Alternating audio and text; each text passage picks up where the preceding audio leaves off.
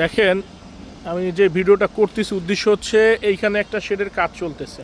তো কাজ যেহেতু চলতেছে, মাল সামানা কিন্তু আপনার আনা নেওয়া বা কোনো কিছু হইতেই পারে। পাশাপাশি এই একটা শেডে কিন্তু নতুন কাজ চলতেছে। তো এই শেডের রাস্তা হচ্ছে এইটা। রাস্তা হওয়ার কারণে এই যে এইখানে একটা প্রাইভেট কার, উনি ভদ্রলোক আসতে হয়তো বা ক্ষণিকের জন্য, লম্বা সময়ের জন্য উনি আসেনি।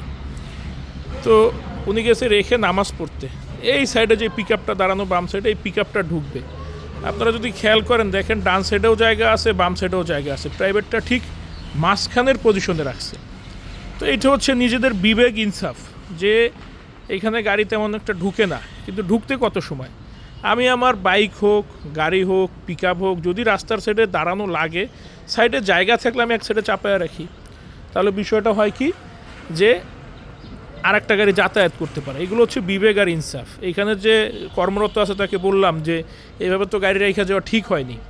বললেন উনি ক্ষণিকের জন্য আসছে, নামাজে গেছে, চলে যাবে। আমি বলি ঠিক আছে, সে ক্ষণিক আসুক বা লং টাইমের জন্য আসুক, বিষয়টা হচ্ছে সিম্পল, যে এইখানে জায়গা আছে, পর্যাপ্ত জায়গা আছে। উনি যদি এক সাইডে চাপায়া দিত তাহলে ওই পিক আপটা সুন্দরভাবে ঢুকতে পারতো, এই লোকটার সময়টা বাঁচত। তো এইটা তো আসলে মানুষের বিবেক আর ইনসাফ। কেয়ারটেকার বললো যে আমি তো তর্কে যেতে চাচ্ছি না আপনার সাথে। আমি আপনার সাথে তর্ক করতেছি কোথায়?